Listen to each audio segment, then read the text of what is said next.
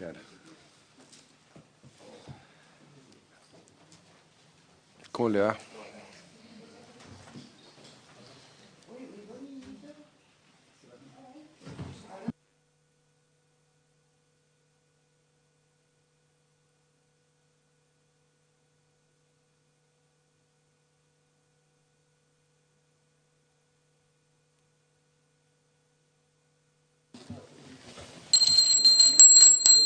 En nombre de Dios y de la patria se abre la sesión. Muy buenos días a todas las senadoras y senadores. Saludamos especialmente a la senadora Ebensperger, al senador Alfonso Urresti, al senador Araya y al senador Galilea. Y muy especialmente tenemos invitadas hoy día la directora del Servicio Nacional de Adulto Mayor Senama, señora Claudia Smat, y también la asesora jurídica, señora Tania Mora. Me parece que me falta una invitada también, que es la asesora del Ministerio de Desarrollo Social. ¿Cuál es su nombre? Camila Astorga. Disculpe que no estaba acá. Ya. Muy bienvenida, por cierto. Y nos acompaña el destacado académico de la Universidad Austral de Chile, señor Sebastián Ríos, por Zoom, forma telemática, que ya nos había acompañado en la sesión anterior. El objeto de la presente sesión es continuar el análisis en particular de un proyecto de ley en segundo trámite constitucional que modifica el Código de Procedimientos Civiles estableciendo la inembargabilidad del bien raíz que sirva de residencia principal para el adulto mayor y su familia, siempre que concurran las circunstancias que indica, boletines número 8096-32 y 8128-32 refundidos. Su principal autor es el senador Alfonso Urresti, miembro de esta comisión, que nos ha pedido, como no, que lo volvamos a poner en tabla. Le voy a ofrecer la Secretaría, la palabra a la Secretaría para que pueda dar lectura a la cuenta. Gracias, señor presidente. Su señoría, muy buenos días. Invitadas, buenos días. Señor presidente, no tenemos cuenta en el día de hoy, sin embargo, yo quisiera recordar, hacer presente que a propósito del proyecto de ley que tenemos hoy día en la tabla, en el mes de octubre del año pasado se recibió una respuesta del Senama, luego de una petición formal que se hiciera a nombre de esta comisión en ese sentido, acerca de los niveles de endeudamiento que existentes en la población de adultos mayores, en especial de los pertenecientes a sectores vulnerables. Sus señorías tienen a la mano ahí, en sus carpetas, la respuesta para que puedan consultarla si es necesario. Perfecto, muy amable.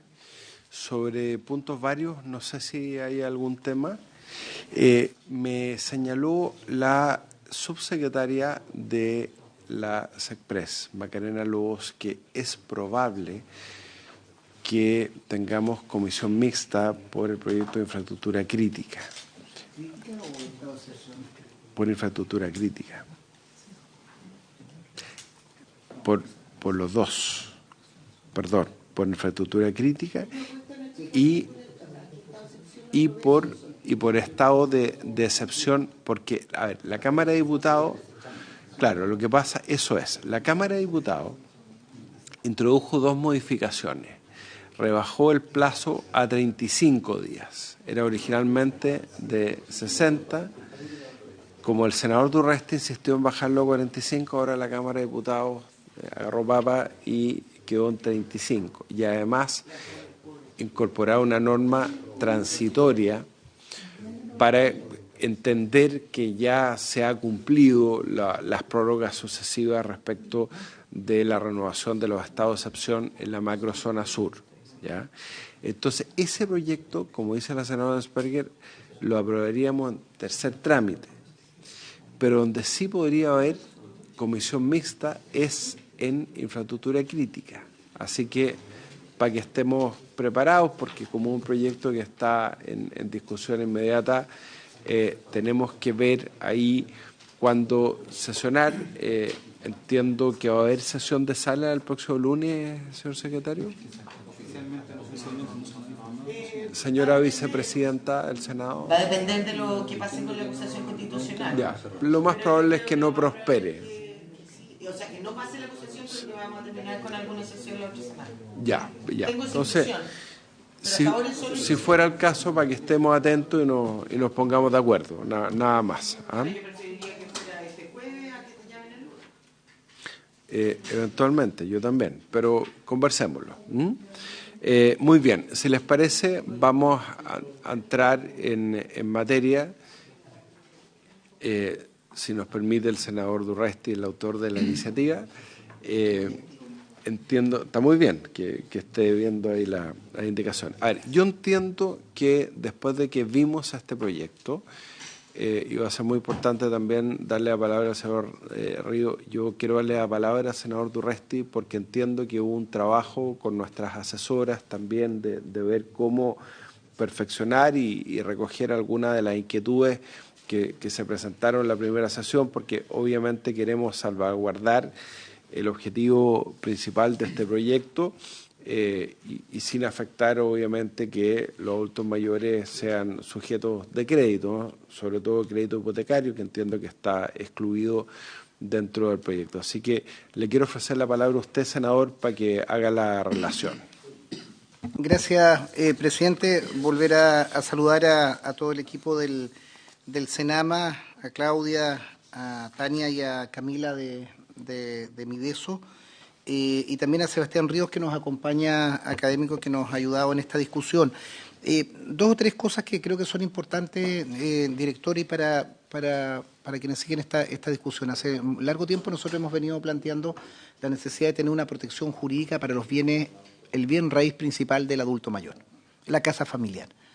Y para no hacer una disquisición teórica respecto de la situación, cuál es el bien principal o dónde se sitúa cuando tienes dos casas, cuando tienes la casa de veraneo, la casa principal, tienes más ingresos, tienes menos ingresos, nosotros para simplificarlo lo asemejábamos a el bien familiar. Hace largo tiempo se estableció una figura, una reforma legal para establecer la posibilidad de declarar bien familiar, como su nombre lo indica, el bien que comparte la familia y que muchas veces producto de una ruptura familiar era vendido y era como la primera represalia de generalmente el cónyuge, de venderlo y con eso golpear económicamente y dañar el lugar donde viven y donde también comparte la familia, y muchas veces los niños y abuelos y otras situaciones.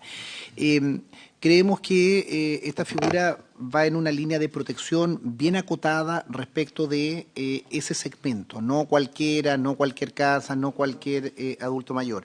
Y dentro de la discusión que hemos hecho, consultas, trabajos, conversaciones, presentamos una indicación que nos sugirieron nuestro equipo, que dice que se reemplace el número 18 y siguiente del artículo 445 bis, en que se dice, número 18, dice: el inmueble que sea propiedad, son inembargables, o sea, no se pueden ejecutar. El inmueble que sea propiedad principal de las personas de 65 años y que sea residencia principal, junto con los bienes muebles que los guarnecen, siempre que haya sido notificada de la primera gestión del juicio o se haya requerido de pago.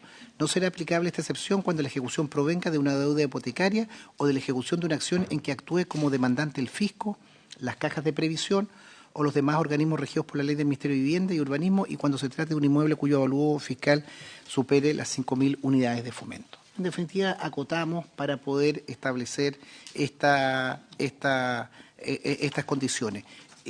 Avanzamos en esa línea como solución precisamente para incorporar este numeral 19 al artículo 445 del Código de Procedimiento Civil. Esa es la técnica legislativa que hemos dispuesto, que hemos buscado, también sujeto a discusión, y por eso es bueno tener al Servicio Nacional del Adulto Mayor, que creo que es la contraparte que más sabe, que más trabaja con adulto mayor, sin perjuicio de lo que impacta en el mercado inmobiliario o en el sistema bancario. Yo creo que si esta ley ayuda a proteger a 10, 20, 100, 200 adultos mayores que no les ejecuten su bien raíz principal, yo me daría por satisfecho. Lo mismo que no fui autor, pero me ha tocado participar como abogado en sus tiempos cuando ejercía la protección del bien familiar, que creo que también ha permitido por lo menos una tabla de estabilidad frente a una ruptura matrimonial y que termina muchas veces devastando el núcleo familiar y la casa, el hogar común, digamos, o el bien familiar. Eso, presidente. Muchas gracias, senador Alfonso Urresti, y aprovecho de agradecerle también que nos haya invitado junto al senador Araya a suscribir estas indicaciones. Le ofrezco la palabra a la directora nacional del Servicio Nacional del Adulto Mayor, señora Claudia Asmat. Muy buenos días. Por su intermedio, señor presidente, primero quiero saludar a todos los honorables senadores que están aquí y agradecer la invitación a la Comisión de Constitución, Legislación, Justicia y Reglamento al Servicio Nacional del Adulto Mayor a través de mi voz que representa el equipo y, por supuesto, que como equipo del Servicio Nacional del Adulto Mayor valoramos muchísimo el proyecto de ley que muestra y protege los derechos de las personas mayores, entregándoles seguridad habitacional y protegiendo su derecho a la vivienda. Y esto va en la línea con uno de los pilares del programa de gobierno y, por supuesto, con la misión de Senama, reforzando la dirección en que ha avanzado el proyecto de ley integral que pasó a segundo trámite constitucional de personas mayores, envejecimiento digno, activo y saludable, una iniciativa con la que el Ejecutivo está comprometida. Por lo que queremos relevar que resulta conveniente proteger el patrimonio de las personas mayores, sobre todo de quienes se encuentran en situación de vulnerabilidad. Y de acuerdo a los datos, quiero primero dejar como antecedentes que de acuerdo a los datos de la encuesta CACEN del 2020, el 79,3% de las personas mayores habita en viviendas propias. Además, la CACEN del 2017 señala que el 59,2% de las personas mayores dice ser jefe de familia, indicando que es un grupo de la población que enfrenta cargas económicas y financieras importantes en dicha calidad. Además, el 22,5% de las personas mayores viven en una situación de pobreza multidimensional. Y esto es información del Registro Social de Hogares. A lo anterior, en opinión de Senama, hace indispensable ponderar con prudencia los impactos que puede producir una medida como esta y definir sobre la base de evidencia detalles como el límite de edad óptimo, la caracterización de la población y su comportamiento en el mercado financiero y crediticio, las proyecciones demográficas de la población chilena y su envejecimiento, especialmente la esperanza de vida que hoy día tenemos, entre otros factores. Lo anterior creemos que implica escuchar la opinión de expertos y expertas e instituciones en otros ámbitos, como por ejemplo vivienda, mercado financiero, pensiones, que permitan una articulación intersectorial para incorporar perspectivas sobre lo que el servicio no tiene competencia.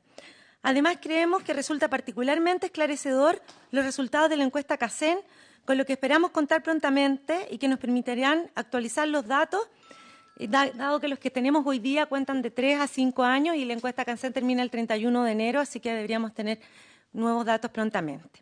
Respecto a la indicación, el cambio de edad, el proyecto de ley señala 60 años y la indicación 65. Desde Senama podemos comentar que la regulación internacional y nacional del sector reconoce como personas mayores a los de 60 años o más, independiente de su sexo. Esto no obsta que en la actualidad personas mayores de 60 años están en general activas, participan y aportan en varios ámbitos de la vida económica y social.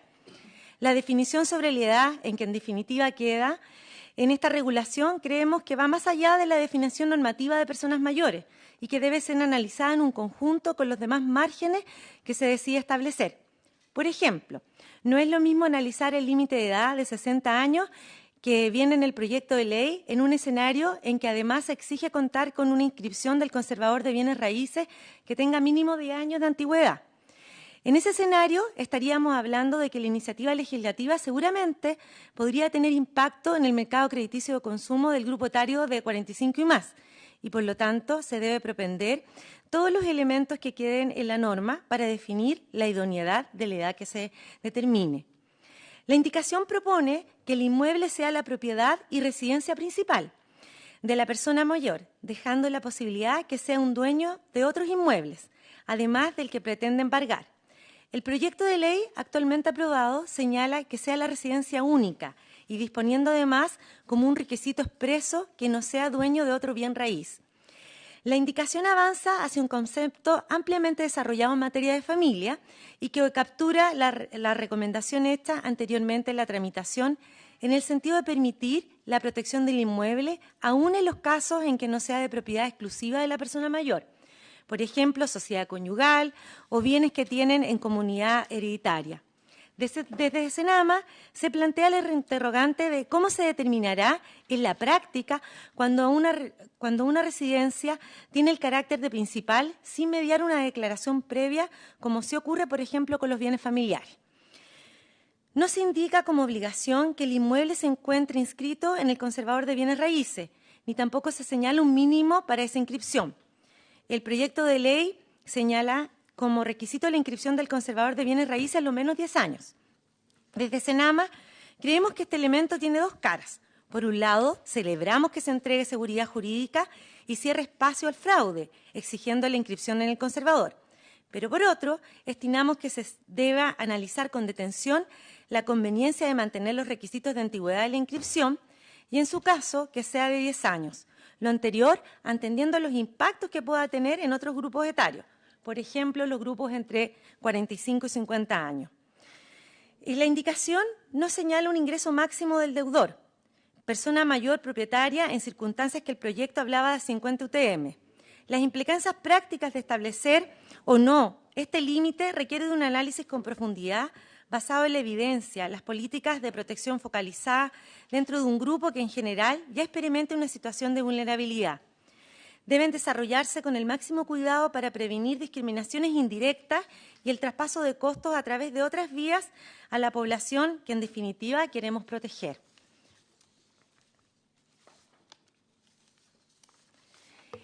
Respecto al proyecto y las indicaciones, usan las técnicas legislativas y conceptos distintos.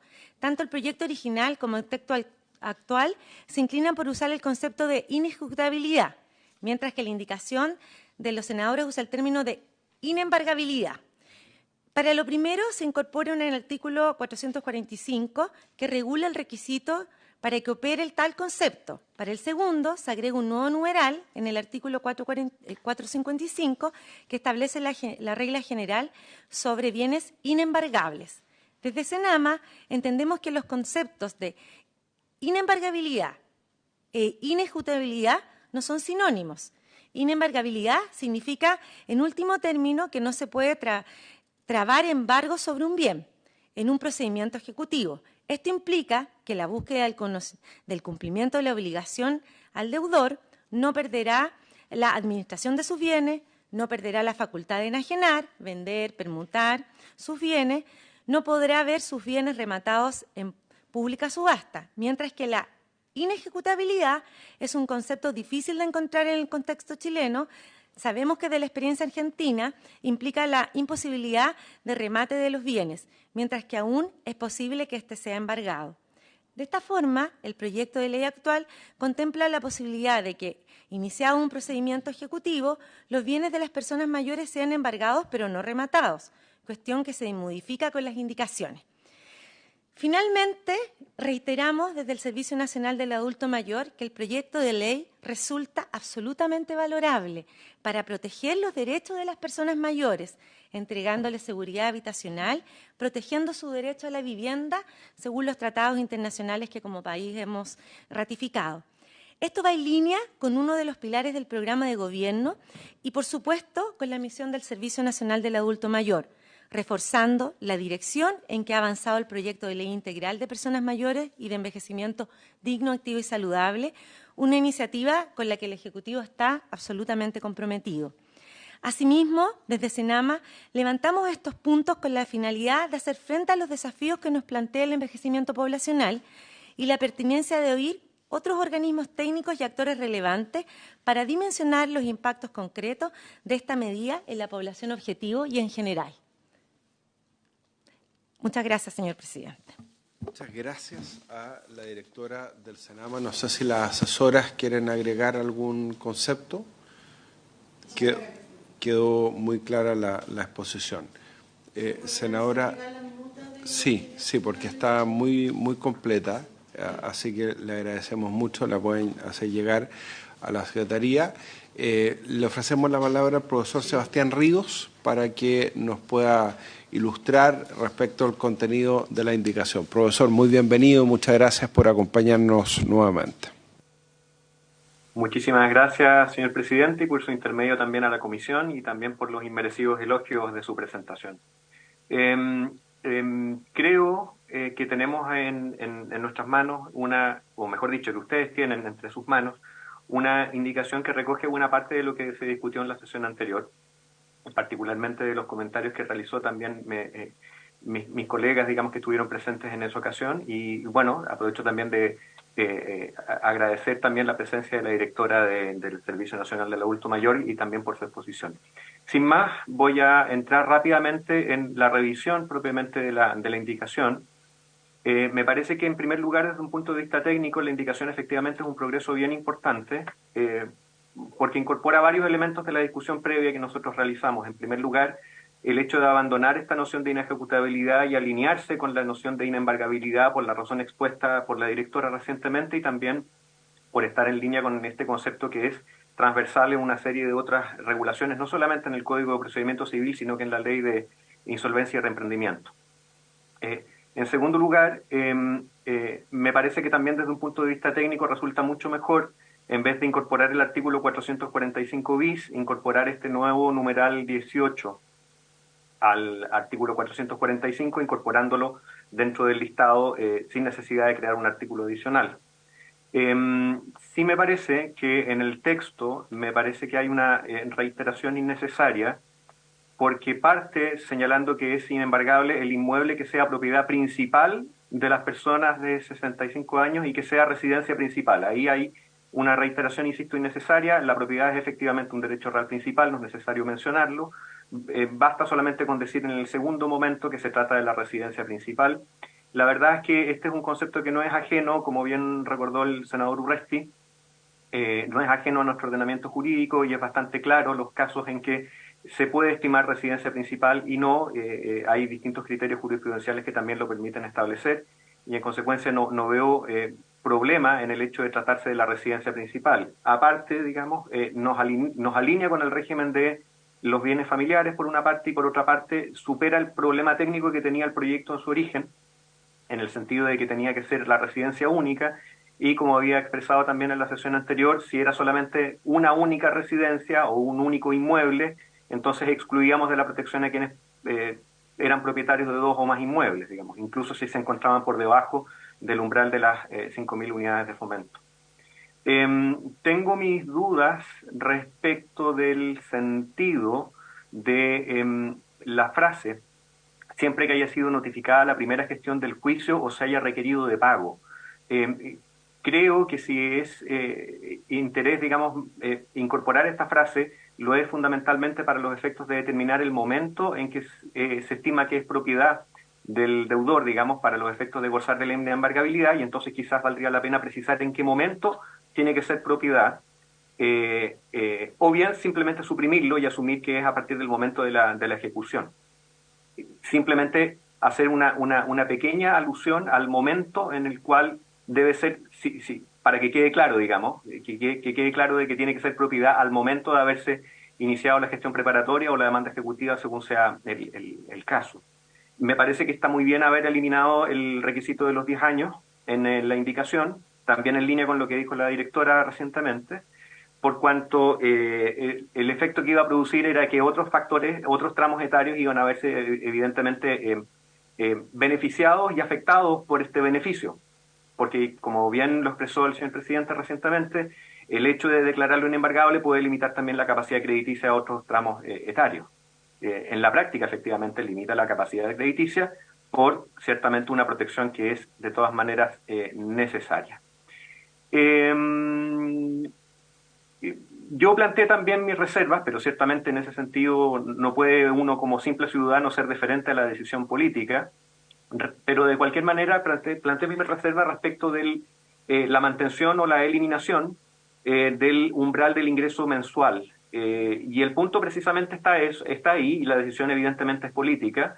se va a tomar una decisión de focalización en el otorgamiento del beneficio solamente a los grupos que dispongan de un ingreso más bien inferior, o básicamente vamos a tomar la decisión, o mejor dicho, se tomará la decisión de beneficiar a los adultos mayores sin importar el grupo económico al que pertenezcan en función de su ingreso mensual. Ya ha quedado bastante claro de que el umbral en lo que dice relación con el avalúo fiscal del inmueble es un avalúo que se tomó la decisión de que sea 5.000 unidades de fomento, que es un avalúo relativamente alto, son más o menos 170 millones de pesos de avalúo fiscal y por lo tanto a Losco estaríamos hablando de un avalúo comercial de unos 250 millones de pesos de esta vivienda. Nuevamente, insisto, digamos, en su momento yo pensé, digamos, o mejor dicho, propuse la idea de ponernos también en la misma línea con la legislación tributaria que establece un umbral inferior para los efectos de estar exento del pago de contribuciones.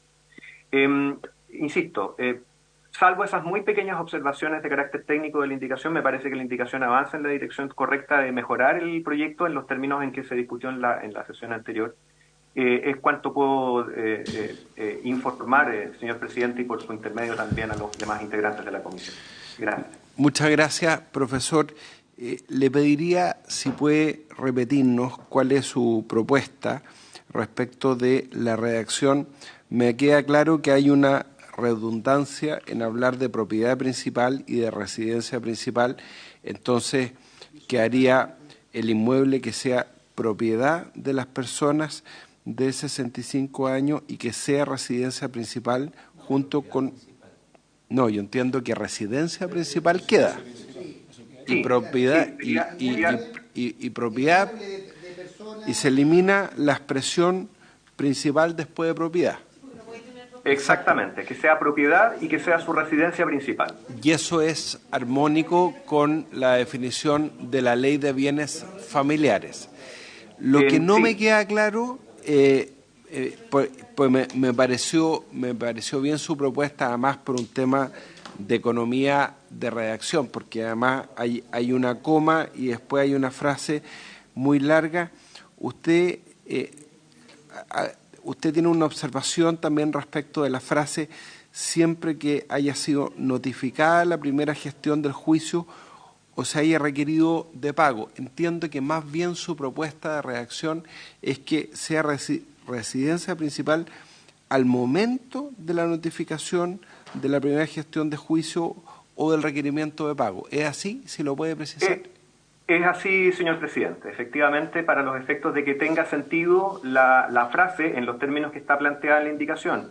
Porque en los términos en que está planteado parece que fuese un requisito para la configuración del bien raíz y por lo demás es un requisito obvio porque el juicio precisamente tendrá que comenzar a través de dichas gestiones. Muy bien. Muchas gracias, profesor. Ofrezco la palabra a los senadores y senadoras. Senadora Vesperi. Presidente, sí, yo en el mismo sentido que un poco señalaba la directora, yo creo que es un muy buen y necesario proyecto, pero sí tengo algunas dudas. Por ejemplo, entendiendo la finalidad y que estas personas no pueden, ¿no es cierto?, quedar en la calle, asegurarles el lugar donde tengan que vivir. También es cierto que muchas veces los adultos mayores terminan incluso con una propiedad que está con un valor alto, pero que ni siquiera tienen, ¿no es cierto?, los recursos, porque no tienen nada más que la propiedad para pagar las contribuciones o para alimentarse. Yo creo que hay mucha pobreza escondida en eso. Lo que sí me hace ruido es que tenga la posibilidad de tener dos propiedades. Porque si tiene dos propiedades, solo en una vive y por lo tanto con la otra podría o debería ser capaz de resolver sus deudas. Y sobre esa se puede ejecutar. Claro. Sí, claro, pero no sé, a mí eso me hace ruido. Yo creo que uno tiene que tener claro cuál es el objetivo del proyecto y para mí el objetivo del proyecto es que el adulto mayor tenga un lugar donde vivir y en el fondo es resguardarle su vivienda principal. Pero si tiene dos propiedades, no sé, ¿por qué no ha hecho algo para pagar esa deuda? A mí eso me complica. Me complica también el cómo evitar abusos. Creo que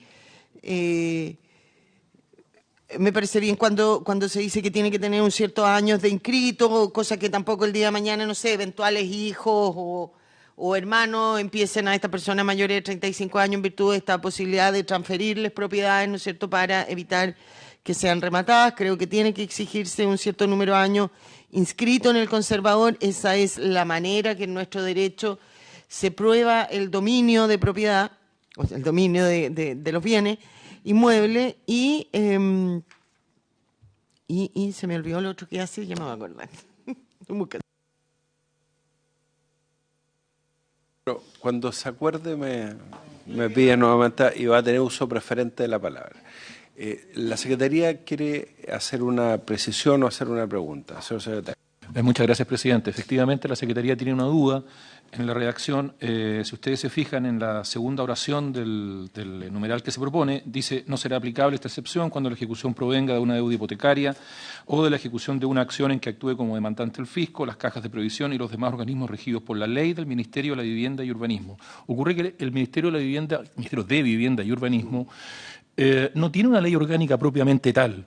Entonces, no sabemos si la alusión es a la Ley General de Urbanismo y Construcciones o a algún otro texto en específico que se remita al MIMBU.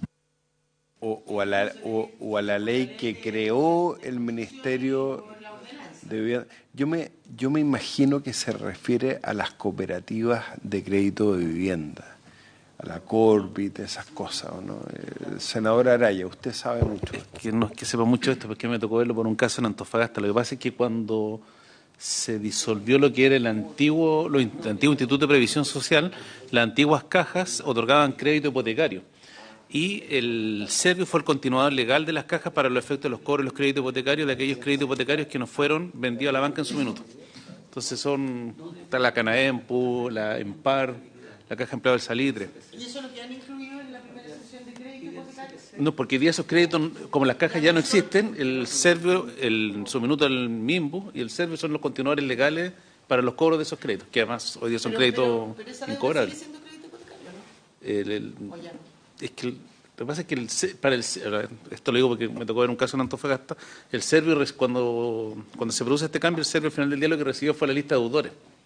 Entonces lo que no está sistematizado el tema. Sí, le quiero dar la palabra a Roberto porque me dice, porque Roberto quiere explicar cuál es el antecedente. Roberto, por favor.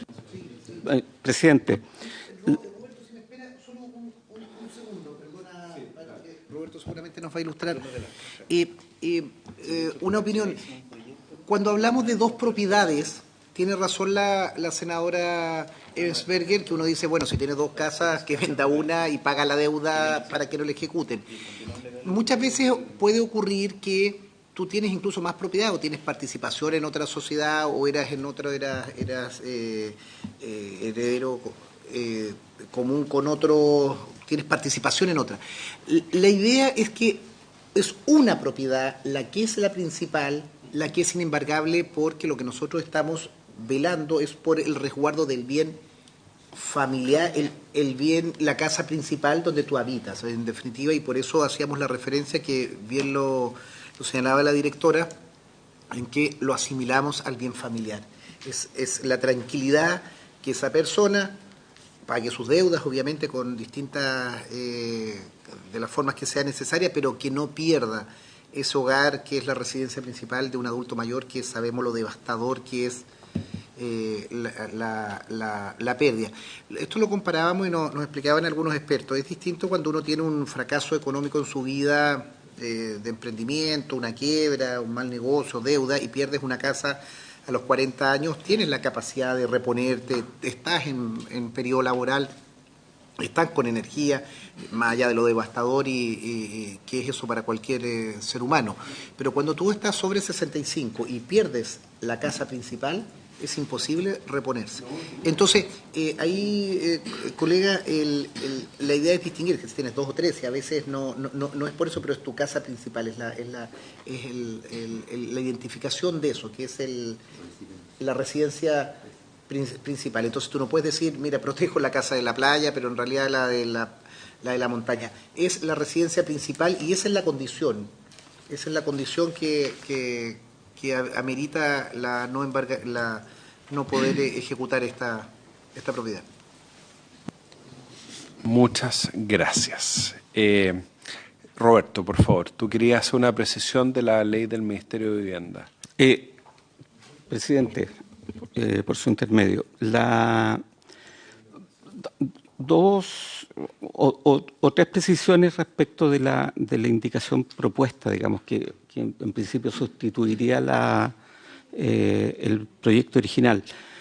Uno, no es baladí ni es contradictorio que aparezca propiedad principal y residencia principal. Son dos conceptos distintos. En nuestra legislación, la propiedad y la residencia son conceptos distintos. Una persona puede tener más de una propiedad y tener residencias distintas. De hecho, no necesariamente puede tener su residencia en el inmueble de su propiedad. Lo que se está tratando de proteger acá es la propiedad del inmueble, que además debe coincidir con el lugar en que tiene su residencia principal.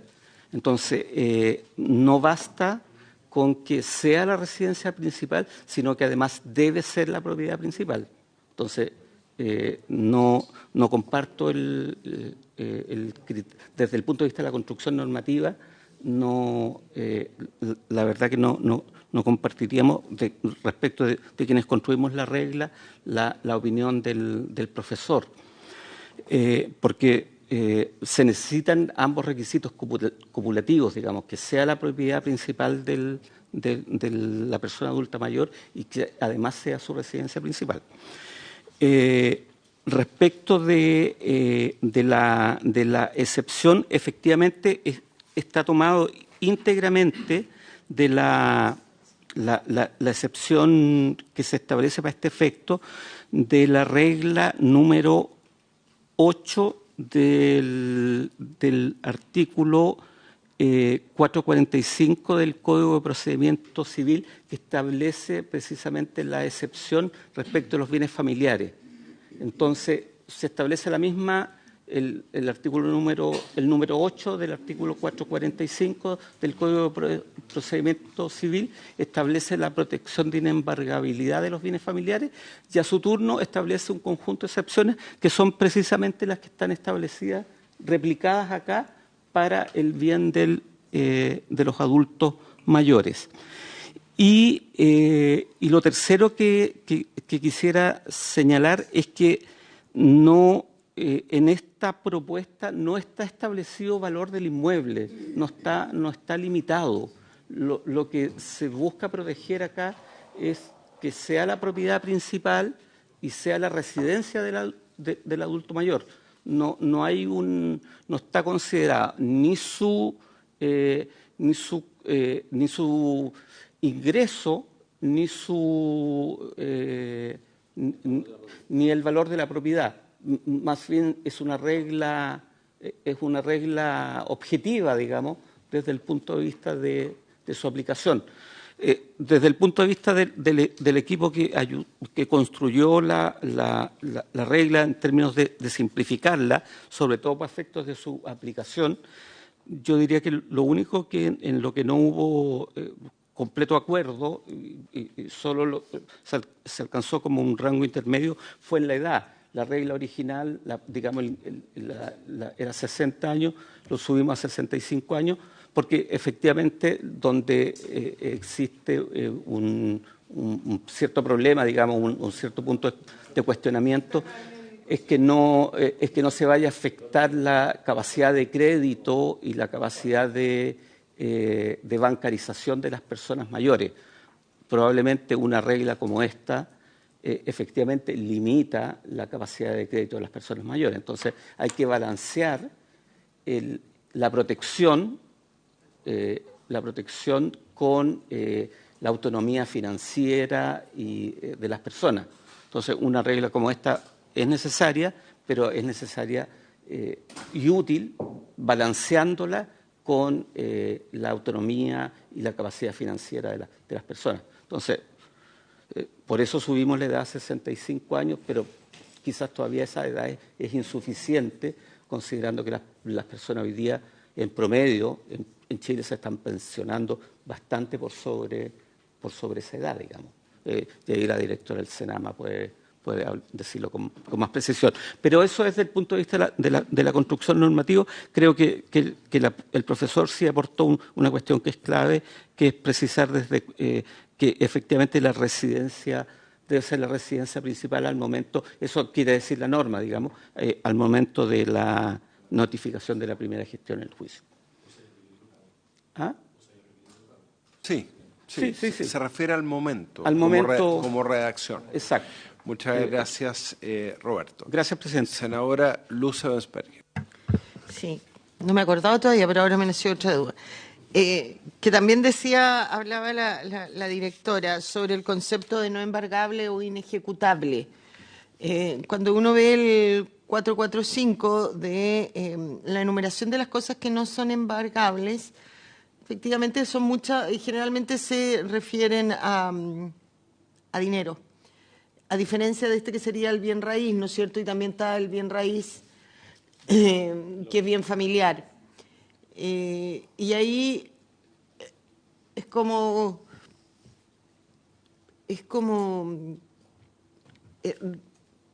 raro el momento, porque efectivamente a mí me parece que debiera hablar de no embargable porque lo hace y lo incorpora al 445 o como un 445 bis. Pero en estos casos de estos bienes, y aquí es una consulta porque yo no tengo gran expertise no tengo expertise, no tengo expertise en esta materia. A diferencia de lo que son recursos, en el caso de que sean bienes, y en este caso especial, en que es un bien y para que en definitiva no sea embargable, requiere demostrarse ciertos requisitos en la práctica o en el derecho, puede ser embargado el bien, la traba del embargo, porque tú debieras llegar en estos casos hasta la traba del embargo. Y ahí el adulto mayor tiene que demostrar, ¿no es cierto?, que cumple con los requisitos. Entonces, es un ruido que se me hace, entonces no debiera no ser no embargable, porque es en la práctica embargable y ahí tiene no ejecutable o no sé, estoy muy tonta hoy día, no sé cómo explicarme, pero porque la traba del embargo se va a hacer, va a ir alguien a la casa y le va a decir en la hojita, este bien queda embargado. Por eso digo que esa es mi... No sé cómo se resuelve o está resuelto porque ya está... En la práctica... claro, tú acreditando los antecedentes, soy adulto mayor, tengo 65 años, el bien principal, pide el claro, lo sé, pero el embargo se produjo. Claro. Lo que no se va a producir es que la ejecución. Nunca se va a poder ejecutar si yo cumplo con los requisitos. Se levanta el embargo. Queda sin efecto.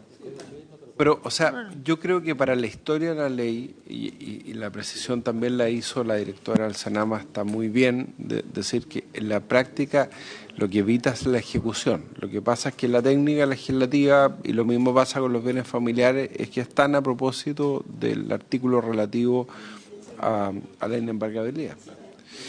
Hay una relación de género a especie, lo que pasa... Se refiere también al derecho de prenda general, si en el fondo lo que queremos, por decirlo en forma muy clara, es que no termine la polar por el derecho de prenda general o cualquier casa comercial o lo que sea, ejecutando el bien raíz que sirve de residencia principal de un adulto mayor, de una vivienda que tiene un avalúo menor a 5.000, y dejarlo fuera al alcance de los acreedores. Eso es. Ahora, yo tengo una sola duda que aprovecho de plantearle al autor del proyecto, porque yo la duda que tengo, Alfonso, es con las cajas de compensación, porque acá se establece también como excepción las cajas de previsión, Yo no sé si las cajas de previsión se refieren a las cajas de compensación probablemente tal o a otra cosa, porque hemos analizado muchas veces lo usurero de los créditos de las cajas de compensación y muchas veces se ponen captadores ahí a la salida de cuando los adultos mayores cobran la pensión y muchas veces los adultos mayores no saben bien lo que están firmando. Entonces, no es las cajas de compensación. Roberto, usted que es experto en previsión social, lo vamos a nombrar al comité de expertos. Con todo gusto, con todo gusto, presidente. No son las cajas de compensación, son las cajas de, insisto, ocupamos la misma nomenclatura para no alterar la nomenclatura que había respecto a los bienes familiares. Son las cajas de previsión que vendrían a equivaler a lo que hoy día el Capredena, DIPRECA, el Instituto de Previsión Social, y por analogía, obviamente, tendrían que ser la administradora de fondos de pensión. Perfecto, o sea, estamos claros que quedan a salvo los créditos que han obtenido de una caja de compensación. Quedan fuera. Por eso. De esta protección. Quedan fuera del alcance de los acreedores en este caso. Claro, porque...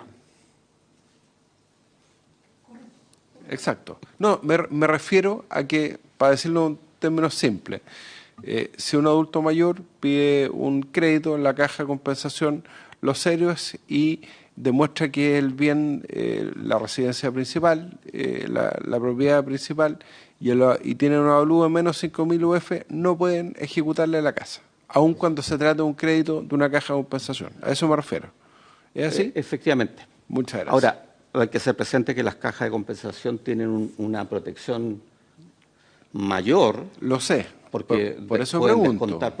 Descuentan directamente de la pensión del adulto Oye, mayor. No quiero que se enojen las cajas de compensación cuando digo que son usureros, pero la verdad es que hemos tratado, y me acuerdo que hicimos una sesión especial en su momento en la Cámara de Diputados, porque tuvimos que limitar, además, que no les cobraran de lo que hoy día, bueno, lo que en su momento era la pensión básica solidaria. Sí.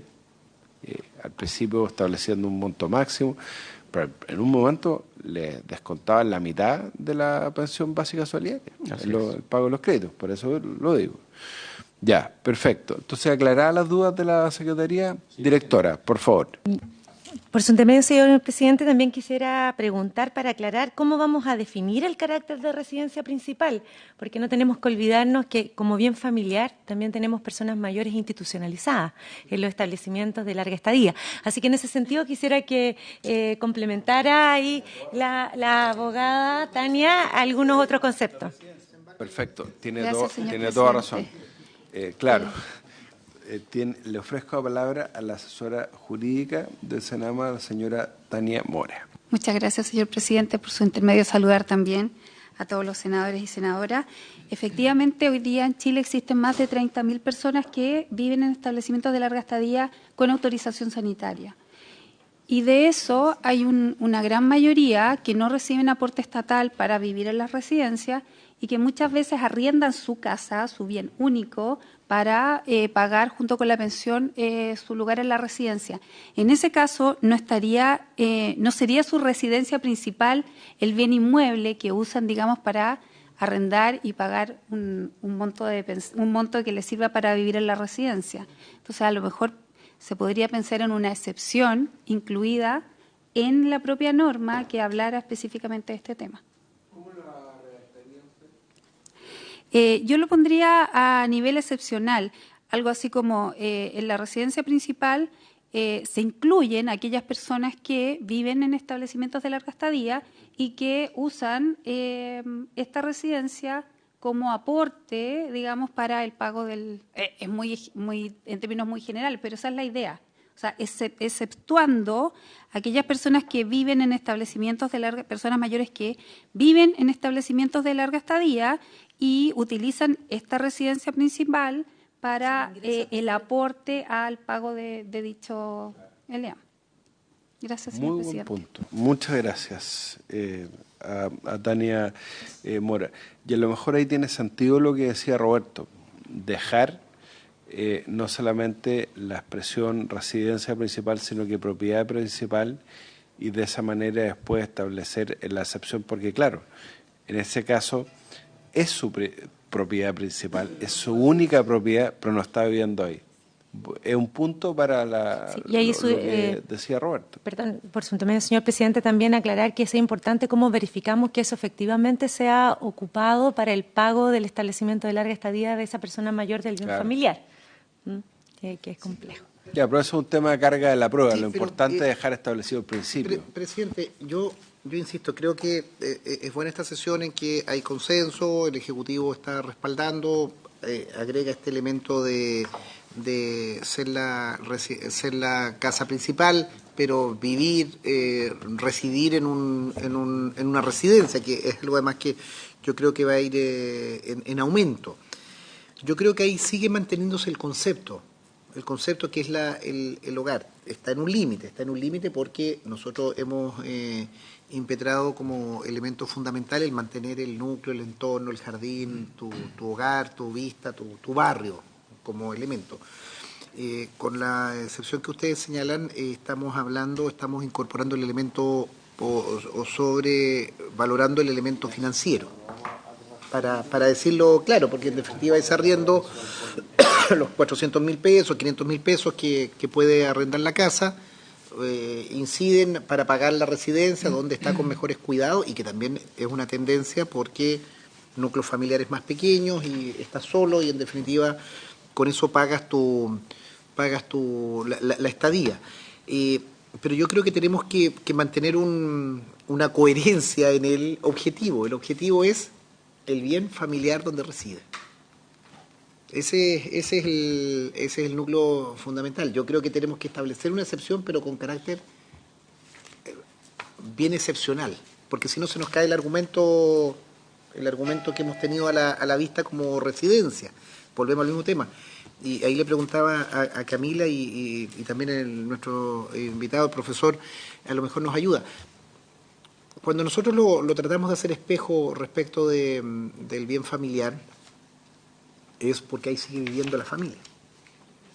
Es porque está acreditado que es el hogar común, no recuerdo la nomenclatura, pero es el hogar común, y muchas veces los juicios declarativos precisamente se dan testigos, los niños, la mascota, cerca del colegio, todos esos elementos para declarar este es el bien familiar, y lo declaro de esa manera.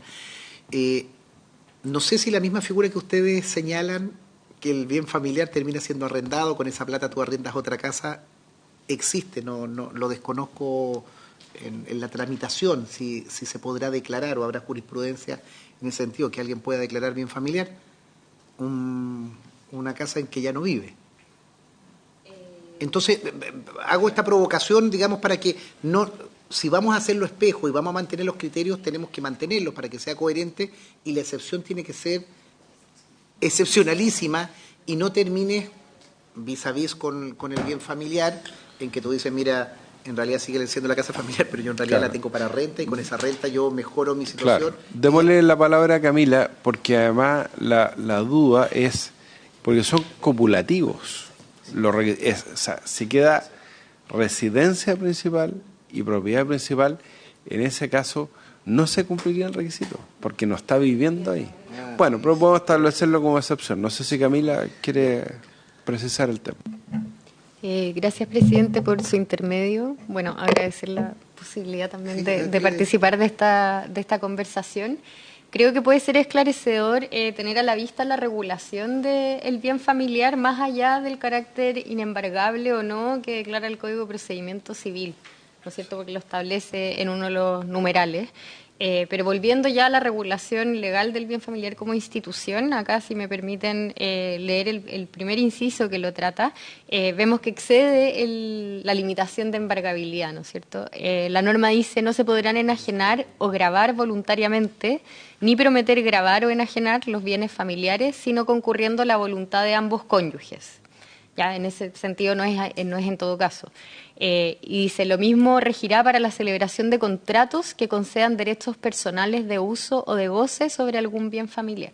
Entonces acá podemos encontrar, ¿no es cierto?, la hipótesis donde se limita la posibilidad de suscribir contratos como el de arrendamiento, ¿no es cierto?, respecto a un bien familiar, pero no en todo caso, porque establece la posibilidad de hacerlo en la medida que concurra. Sí, claro, es el artículo 142 establecido en la ley 19.335.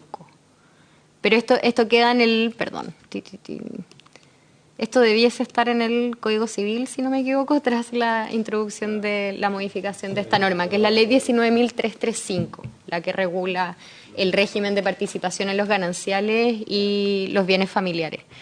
Entonces, o sea, solo lo menciono y lo leo para efectos de comprender que la institución del bien familiar, en el fondo, no está tratado solo a propósito del carácter inembargable que tiene el Código de Procedimiento Civil, sino que es una institución un poco más compleja que quizás puede ser tenida a la vista como para identificar la necesidad de hacer lo propio, quizás en este caso si se avanza en la misma dirección para abordar todos estos casos excepcionales que han ido saliendo durante el debate.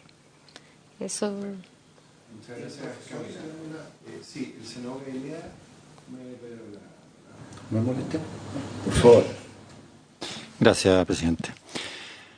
Yo tengo varias dudas con este proyecto. Voy a partir por el tema y todas las alusiones que se han hecho al bien familiar. Toda la normativa de bien familiar en realidad tiene un objetivo y un sentido muy distinto al de este proyecto de ley. Porque lo que se busca con el bien familiar es, en definitiva, que se reconozca como tal y que, por lo tanto, aunque esté inscrito a nombre de uno de los cónyuges, en realidad se pueda administrar o se deba administrar, sobre todo en aquello que pueda significar la pérdida de la propiedad, como si fuera de los dos. Y es por eso que si se tiene que hipotecar, tiene que firmar la hipoteca los dos. Si se pide un crédito hipotecario, firman los dos. Si se va a arrendar, tienen que firmar los dos. Y si no firman los dos, está mal hecho el contrato, por así decirlo, o por lo menos la mujer habitualmente va a tener todos los recursos para impedir quedar indefensa. Podría rematarse el bien raíz, pero tiene que estar protegida la parte de la mujer. De hecho, creo que también hay ya fallos que han aclarado.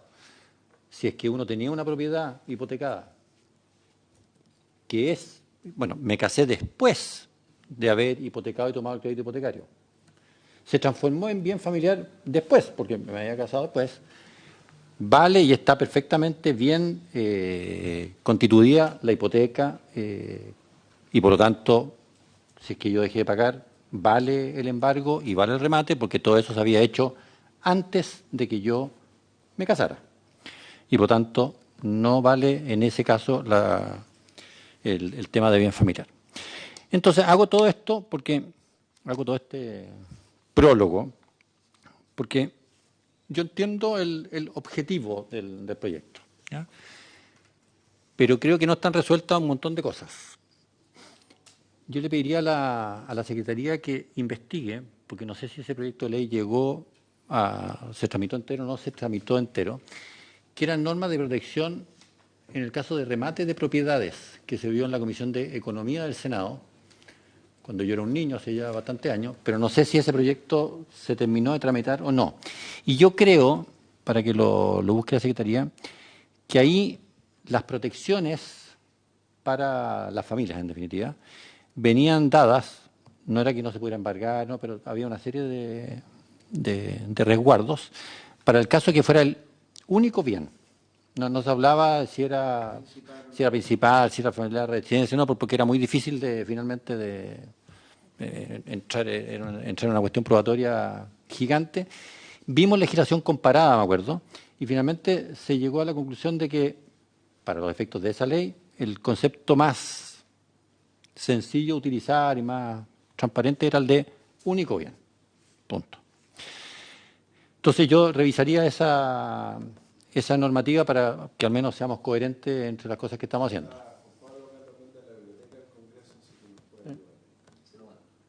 no me acuerdo porque la biblioteca participó en eso, consiguieron legislación comparada en España, había harto en Francia, y ese proyecto se terminó de tramitar o quedó entrampado ahí en la...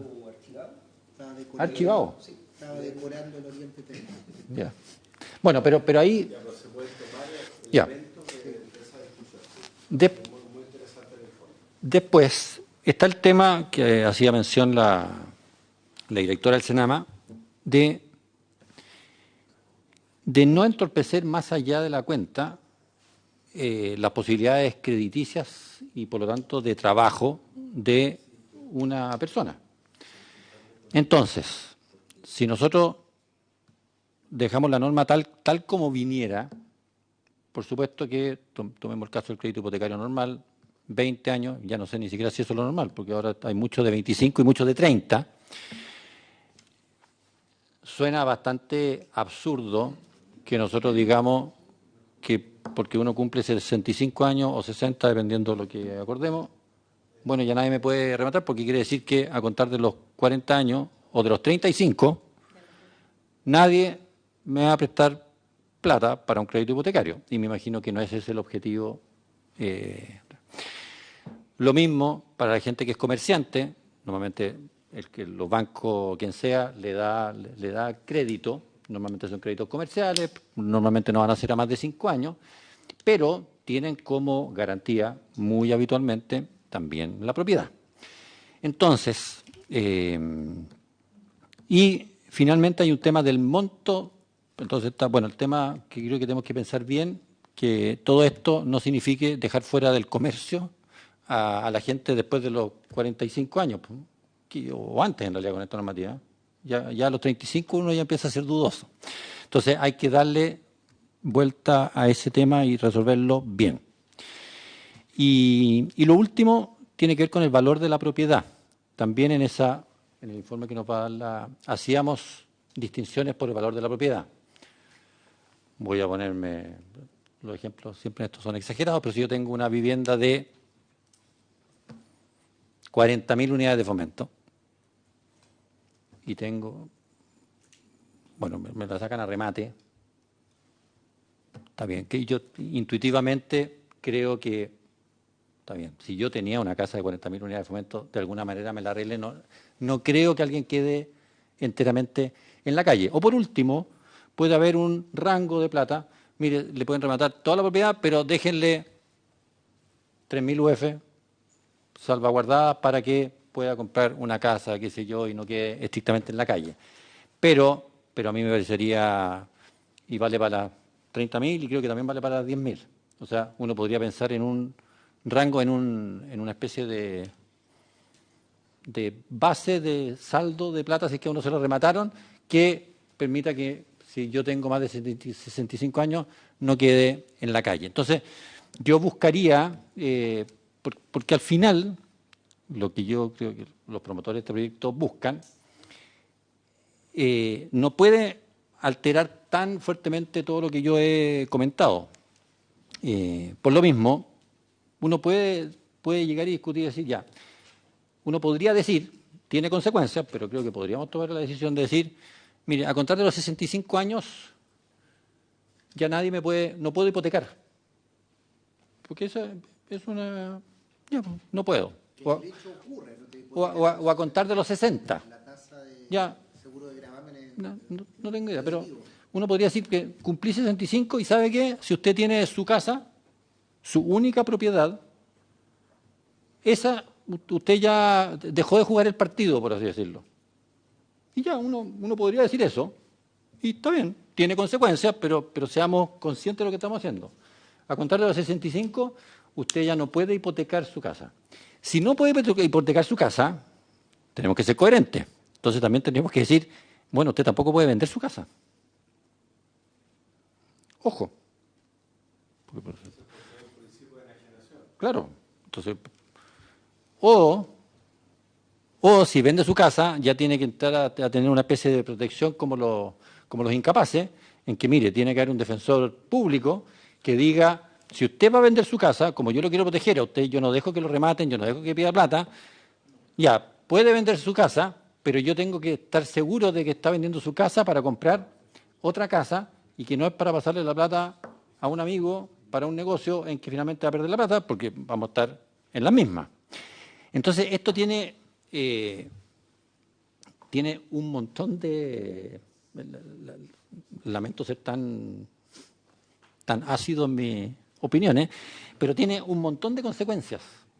Y yo creo que un buen informe de la biblioteca respecto de protecciones de inmuebles como única propiedad para mayores de 60 o 65 años, yo creo que nos puede iluminar bastante de qué cosa resulta y qué cosa no resulta, porque uno toca cualquier tecla acá y se abren montones de consecuencias que yo creo que nadie quiere para la población, y yo creo que el informe que leyó la directora, doña Claudia, iba por allá. Yo por lo menos eso es lo que percibí. Así que yo pediría un trabajo acucioso de la biblioteca en ver qué es lo que han hecho países que ya este tema lo han conversado mucho, para no terminar perjudicando a quienes queremos teóricamente beneficiar. Gracias, presidente. Muchas gracias, senador. Senador Durresti. Presidente, a mí me gustaría escuchar al profesor, nuestro profesor invitado, para efectos de aclarar, que nos ayude Sebastián a precisar los conceptos que tuvimos y entendiendo la situación hipotecaria. Recordemos que aquí no solo estamos en el tema hipotecario. La hipoteca es una figura que efectivamente persigue, también en la misma línea, para dejarlo claro, hoy día no es que exista la provisión de hipoteca para quienes tienen más de 60, 65 años, sino que sobre todo el seguro de gravamen es prohibitivo. Entonces, en el hecho no te lo dan o te cobran una tasa... El que viene de más chico. Correcto. Entonces, pero yo... Teniendo en consideración en las leyes siempre hay que discutir y tener todas las aristas, me parece bien lo hipotecario, pero no nos quedemos solo con ese concepto. Acá muchas de las deudas, incluso muchas de las deudas de ejecución, de protección para el adulto mayor, son de deudas mucho más, son de consumo. Lo que nosotros tenemos hoy día, y lo veíamos con equipos que nos hemos reunido para recoger esto, sí. Al menos yo cuando presenté este proyecto, esto no es una creación intelectual ni una creación de la academia, esto es una creación de los comités de adulto mayor que yo recorro y que conozco y que me encuentro en cada lugar, el nietecito, el yernito, la amiga de, la tía, que le pidieron la firma a la abuelita, para decirlo en buen chileno, y empezó la ejecución, casas comerciales. Yo creo que los bancos tienen, sobre todo en el hipotecario, tienen una estructura bien de garantía y lo proyectan. Y claro, si te pierdes la casa es porque al final de toda una vida no pagaste las últimas cuotas. Pero creo que no tenemos que circunscribirlo solo a hipotecarios. Es más extenso y, insisto, creo que la mayoría de los casos, la hipótesis que nos hemos planteado es muchas veces cuando la casa ya está pagada. La casa, el inmueble ya está pagado, terminó el hipotecario, incluso pagaste el hipotecario. Más o menos la gente se endeuda a los 30 años, 20 años, estás a los 55, a los 65 ya. Difícil mantener una hipoteca porque también, insisto, los bancos ahí a través del seguro de gravamen te golpean muy fuerte. Digo eso para que entendamos que nosotros tenemos que buscar un cortapiso para evitar el remate de casas de inmuebles por deuda, que incluso propias o ajenas. Muchas veces estos son deudores, son avales. Y así avalen una casa comercial. O sea, así de brutal. Y creo que eso es lo más devastador. Es lo más devastador que... Está el tema, avales, por ejemplo. Claro, pero... Hay que mirar Sí, no, hay que mirar el sistema, si en eso hay que ser riguroso, pero yo no lo circunscribiría solo al hipotecario porque esa es una regla más bien de ejecución de garantía, pero acá es la disponibilidad de gente que incluso muchas veces no ha estado en el mercado financiero, simplemente pagaron su casa, están fuera del circuito comercial y terminan con una ejecución porque vive ahí el nieto, porque firmó... o por otra fórmula. Pero le pediría eso si pudiera darle la palabra a Sebastián. Muy bien, profesor Ríos. Muchas gracias, señor presidente, por su intermedio. quisiera tratar de contribuir con la poca pericia que tengo a resolver las dudas que pudieron surgir, digamos, en esta discusión. Voy a partir con la última, la que dice relación con las ejecuciones hipotecarias. Bueno, efectivamente, la indicación contempla el hecho de que el bien es embargable para las ejecuciones hipotecarias. Lo que pretendía en definitiva esa indicación era, en definitiva, conjurar este doble riesgo, este riesgo patrimonial, que es dejar a los mayores de 65 años sin capacidad de endeudamiento, y en segundo lugar también este riesgo, si ustedes quieren, hasta cierto punto simbólico, de asimilarlos casi a personas incapaces, respetando desde este punto de vista también su dignidad. Entonces, desde esa perspectiva, me parece que la indicación es suficientemente balanceada, porque por una parte hace inembargables los bienes, pero por otra parte da la posibilidad de ejecutar hipotecariamente después de los 65 años o incluso de contraer un crédito hipotecario si es que efectivamente la persona de tercera edad, por ejemplo, se veía hace poco tiempo en las noticias, una persona de 80 años que había podido acceder por primera vez a una vivienda con crédito, ¿no? Entonces, desde esa perspectiva me parece que el peligro está bien conjurado. En segundo lugar, desde el punto de vista de la determinación de cuándo es una residencia principal, los criterios jurisprudenciales en primer lugar se inclinan, en primer lugar, para decir que si es la residencia única, evidentemente que también es la principal. Y en segundo lugar, el factor fundamental que sirve para los efectos de determinar si la residencia es principal o no es el factor tiempo. El número de días o el número de meses que en definitiva una persona vive en un determinado lugar de manera habitual. Evidentemente que en la hipótesis más habitual, ¿no?, la casa en una ciudad principal y la casa de veraneo, donde uno permanece 1 o 2 meses, evidentemente que en ese caso la casa principal es la de la ciudad principal y la casa de veraneo es la secundaria. Y finalmente, respecto de la duda que se planteó sobre el requisito de la inscripción, efectivamente, en la indicación ya no figura la inscripción ni tampoco figuran los 10 años de plazo, pero es un requisito que está implícito al menos la presencia de la inscripción. ¿Por qué? Porque estamos hablando del deudor, estamos hablando de bienes que le pertenecen al deudor, y el deudor entonces acreditará que le pertenecen precisamente a través de la inscripción en el conservador de bienes raíces, más la posesión propia o añadida, digamos, por sus antecesores en un lapso superior a 10 años. No sé, señor presidente, y por su intermedio a los miembros de la comisión, si aprovechando mi presencia, pudieran también quizás formular alguna otra pregunta que estuviese yo en condiciones de responder.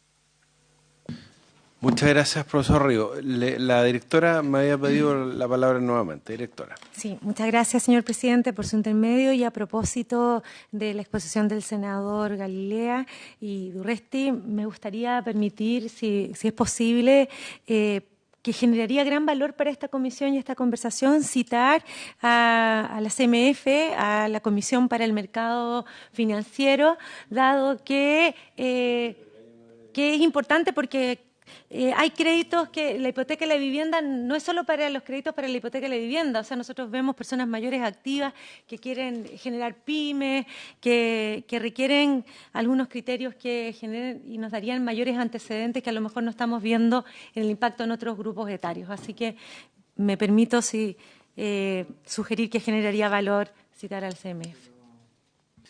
Muchas gracias, directora. Senadora Bensperger. Presidente, también a modo de consulta,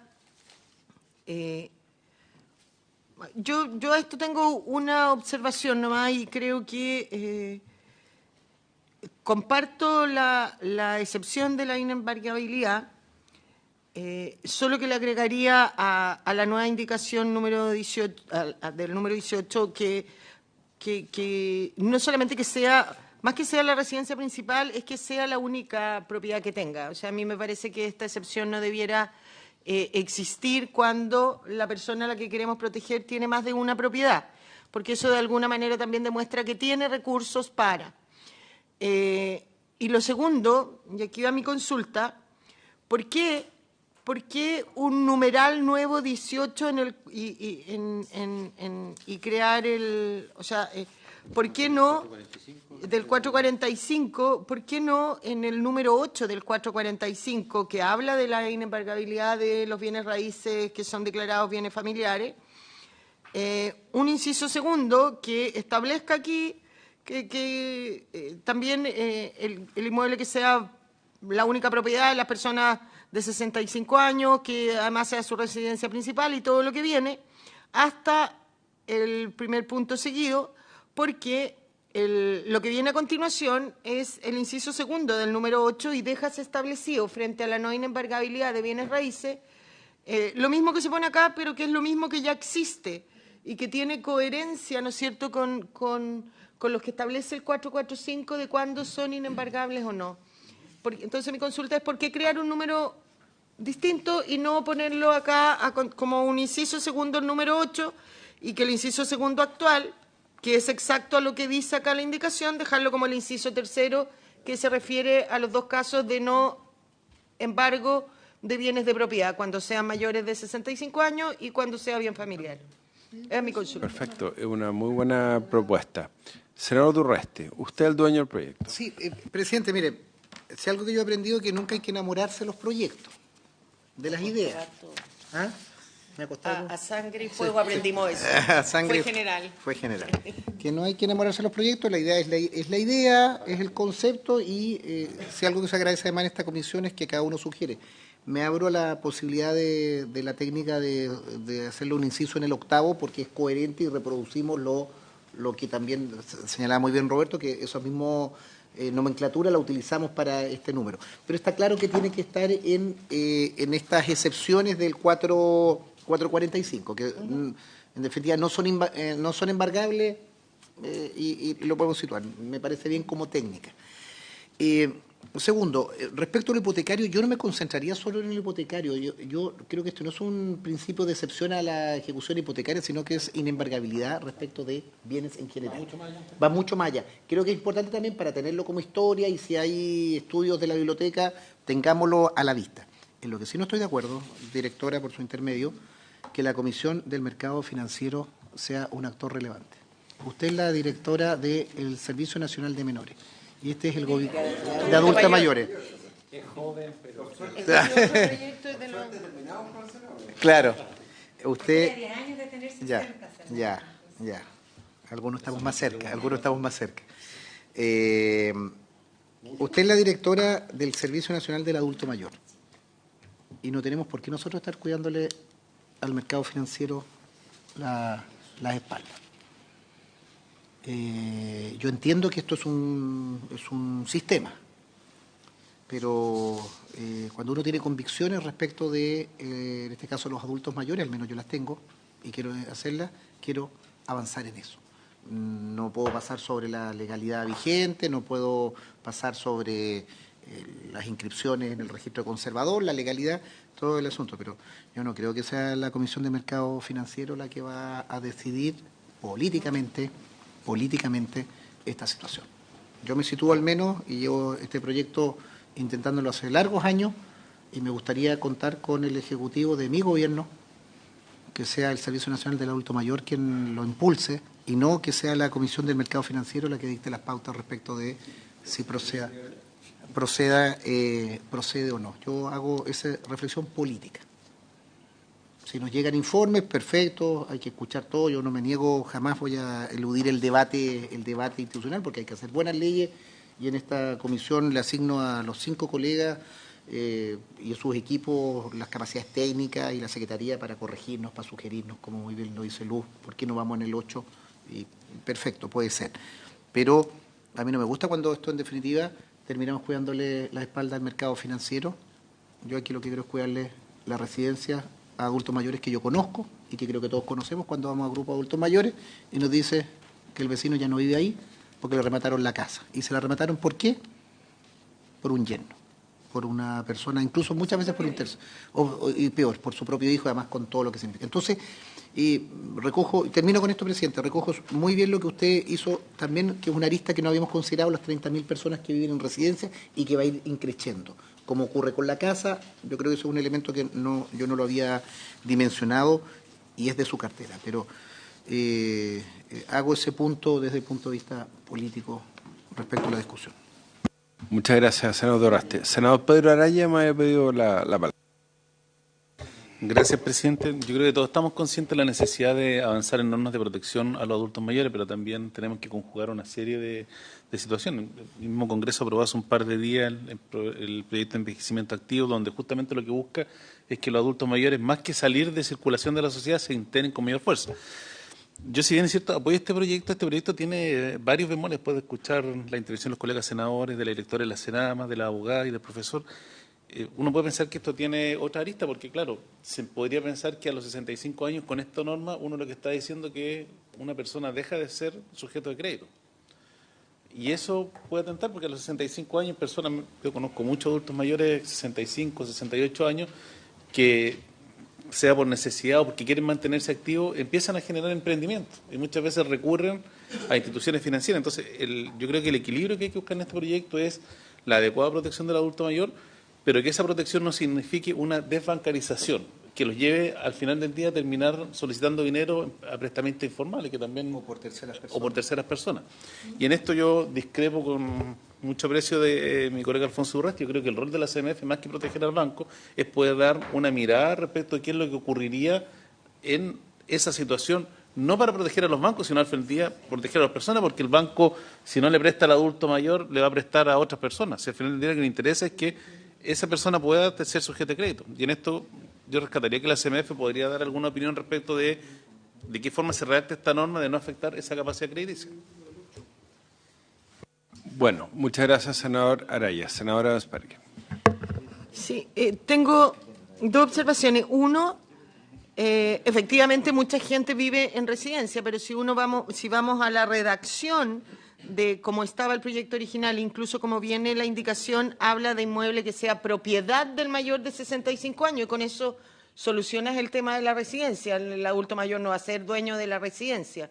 Eso está solucionado al exigir que la residencia principal sea además propiedad del de mayor de 65 años, por lo tanto, no entiendo que se produzca esta contradicción que nos señala la directora de qué pasa con las personas que viven o que tienen como residencia principal una residencia, no sé, una residencia distinta. Y lo otro, a mí me parece que yo comparto lo que se decía acá de buscar el equilibrio para que una persona también de 65 años que quiera emprender no se le cierren las puertas de acceder a crédito. Pero cuando uno ve el 8 del 445, que también establece esta excepción a todos los bienes familiares, que incluso son de personas que, menores a lo mejor de 65 años, que están en una vida laboral activa, no creo que el número 8 actual haya producido ese efecto, porque efectivamente creo que es una protección en ese caso a la residencia principal familiar, a los hijos. Aquí va a ser lo mismo respecto a la residencia principal del adulto mayor. Y a mí me parece importante para buscar ese equilibrio que es que el inciso segundo del 8, que es lo que propone el proyecto del senador Durresti, se mantenga y que se mantenga radicado eso, o sea que se establece esta inembargabilidad, pero que esta o esta excepción, ¿no es cierto?, no opera respecto de lo aquí señalado. Creo que ya existe en nuestro reglamento, creo que el 8, vuelvo a decir, no ha producido un cierre de puerta a quienes tienen inscrito una propiedad como un bien familiar, y creo que logramos el objetivo de proteger a los mayores de 65 años sin, además, quitarles la posibilidad de optar a crédito. Muchas gracias, senadora. Senador Araya. Presidente, lo que pasa es que reflexionando el tema, y como ya estamos sobre la hora de la sesión, me gustaría pedirle a la biblioteca si podrían prepararnos un pequeño cuadro comparativo respecto de la inejecutabilidad en otros países, porque yo tiendo a pensar, después de todas estas reflexiones, que la solución correcta debiera ser la inejecutabilidad del bien, más que la inembargabilidad, porque la posibilidad de que uno pueda dar en prenda el bien faculta que la persona siga sujeta de crédito, pero le garantiza que mientras esté vivo no va a poder ser ejecutado. Entonces podría ser una forma, y esto pedirle que si pueden revisar legislación comparada en el tema, que se nos pudieran aportar. Directora. Gracias, presidente. Por su intermedio solamente no está el senador Urresti. Pediré disculpas, creo que quizás él malinterpretó mi comentario que pedía a la comisión, que es en el sentido de tener mayores antecedentes, no que, o sea, aquí nos centra y mi posición y del servicio, por supuesto, que es poner al centro a las personas mayores y consideramos que esto está en beneficio de sus derechos. Entonces, en ese sentido, incluso otros actores que pueden aportar información a la discusión, Ministerio de Hacienda. Y por eso quisiera, si usted me lo permite, darle la palabra a Camila, la asesora. Sí, muchas gracias, para que complemente mi reflexión. Y insisto que en ningún caso es la interpretación que le dio el senador. Gracias. Sí, mire, no es la primera vez, así que sí, por supuesto. Camila, por favor, tiene la palabra. Muchas gracias. Muchas gracias, presidente.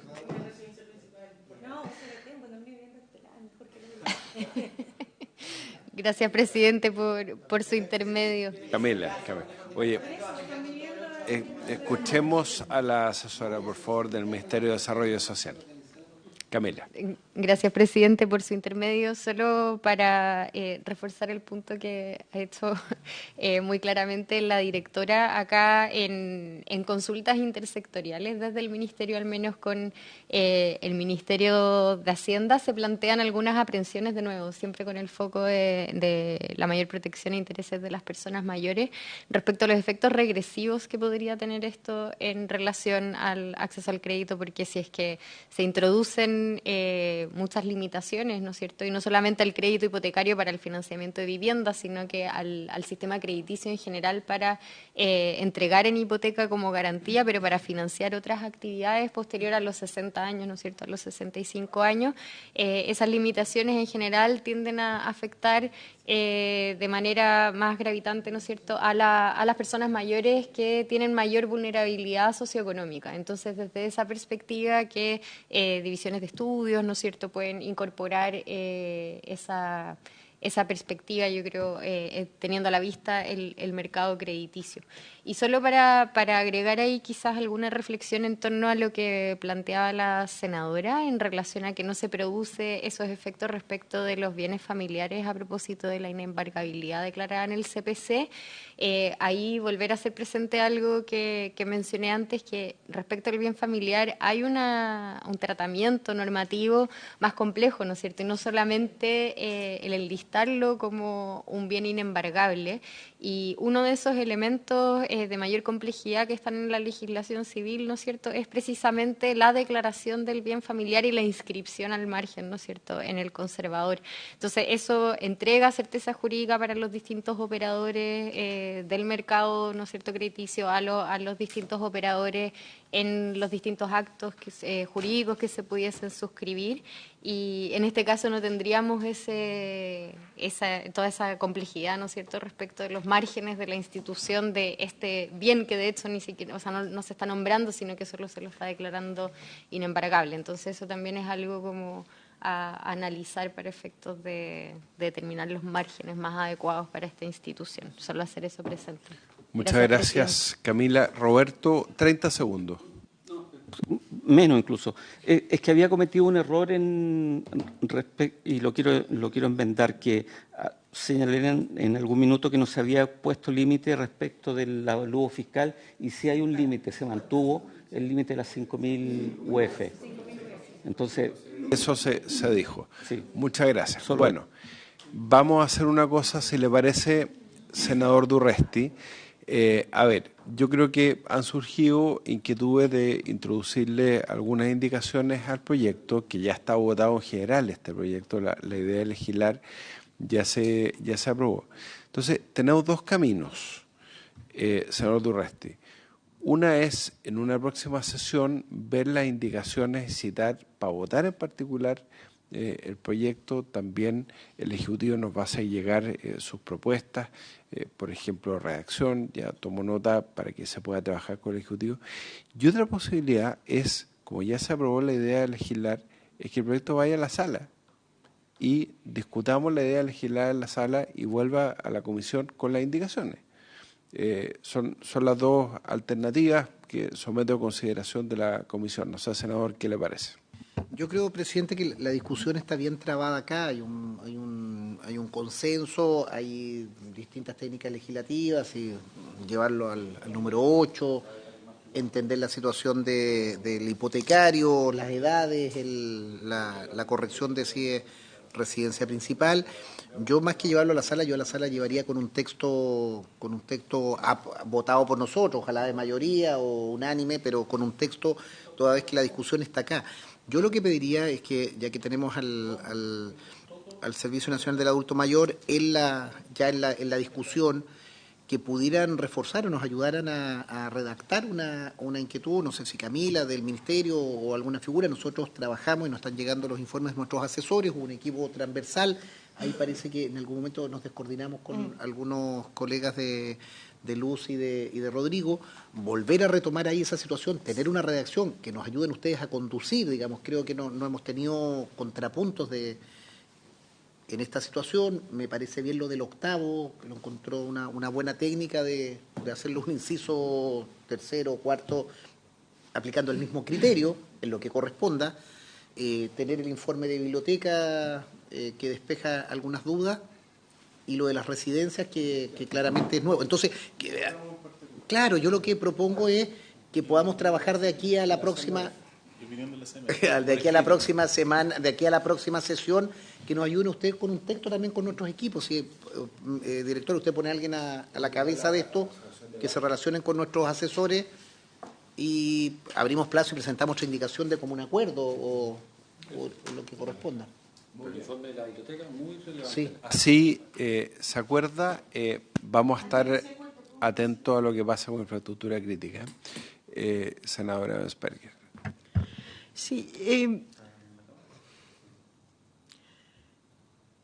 Lo que pasa, presidente, es que hoy día tenemos una sesión a las 8 de la noche. Y ahora en la mesa tenemos que buscar un proyecto para incluir en esa sesión.